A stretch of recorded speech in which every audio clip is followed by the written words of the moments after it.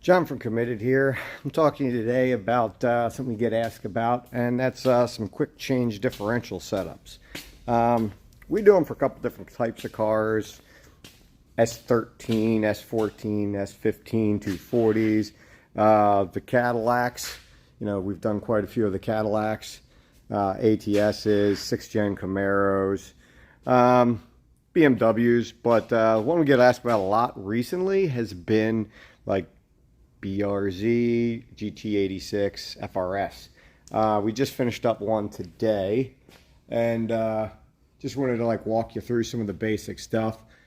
These cars have very minimal suspension travel, which is a bit of a problem. You can do some things with wise fab suspension shocks to help it out, and it does help, but as you see, we have to move the axles basically into the subframe, almost to the point where, I don't know if you can see that, it's almost at the point we're into the suspension anchoring points. So it's kind of a point that's limiting height, but for the most part, I said we've compromised, I think, fairly well. The big part we compromised with was how high we put the differential up is because of the axle shaft. Now the axle, if you can see it in there, I know it's trying to get some light on there for you, but some of the control arms, different manufacturers, you actually start interfering the axle shaft with the control arm. So we've kind of gone to a point where we found a happy medium, and that happy medium brought us to where this differential height is actually at.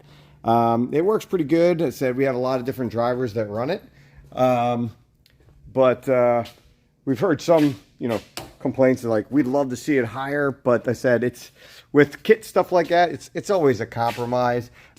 This individual's exhaust was already basically made, and he was actually hitting his exhaust on the ground. So with that being said, you can kind of see the exhaust and our differential height where the exhaust had actually hit. And just to give you a reference of how high the diffs actually sit, it's not much lower than what you have factory. I said this individual's exhaust was already made, and it's kind of, you see where it had been contacting. But all in all, I said it's a pretty decent setup. I said I wouldn't recommend quick changes for everybody. It's more for competition use. I mean, once you get to a certain level, you need every edge you can get, and this is definitely an edge that you can use if you record all of your data. I said that's something that if you just throw a quick change in and you don't actually change the gear ratios for the tracks you're on, you don't really get any better as a driver. You're pretty much in the same boat you were before, just with the differential that parasitically pulls more power out of your car. Well, in this combination, we do something as well with the sway bars. So on the sway bar setups, we actually just put together a bolt-on block. We cut it out on a plasma table. It moves the sway bar back. The clearance is for the differential, so you can just take the bolts out. It'll swing below the level of diff. You can change the gears really easily. Typically, we've been using FD RX7 sway bars, and we actually would move the actual location farther back, and then the sway bar would come up right next to it. They're getting a little bit hard to come by, so this is actually a Cadillac ATS non-performance bar. We just cut the ends and make a blade adapter that we can now use the factory link for. So these don't require, at least the setups that we do don't require heavy sway bars. So this bar is actually the same diameter as factory with the blade length. You can stay stock, or you can go a little bit tighter than factory. So it's a decent combination. We found that it works. I said everybody likes setting their cars up the way they like setting their cars up. So some people want a heavier bar. You can put a heavier bar on there. This is just one that we found that works, and we've been doing this combination for quite a few different drivers.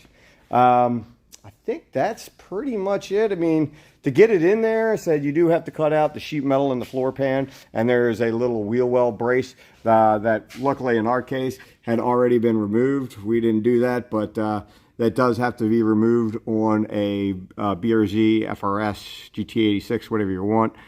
because of the center of the differential does come up fairly high. So I said it is a compromise. I said, could we have gotten it a little bit higher? We could have, but then in certain situations, you may have to modify your control arms. And we were trying to stay away from that just to keep everybody happy. That way, you know, you don't have to buy a set of WiseFab arms or Power by Max and realize that you have to notch the arm to get it to fit. You know, so try to skip that part.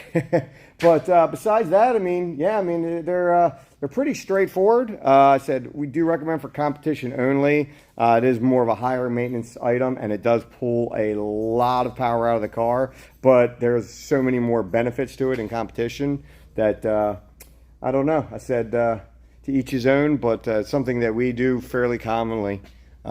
In a lot of different applications. We are open to doing other cars. We kind of just been making them to order because it's a race service more than it is a part that you would keep on the shelf. So even in weird situations where somebody has an oddball car and they want something made, we can design it up for them and make it. It just, you know, if you understand you pay to play, then we can pretty much do anything for you. So till we meet again. This is John from Committed, and let's build some cool shit.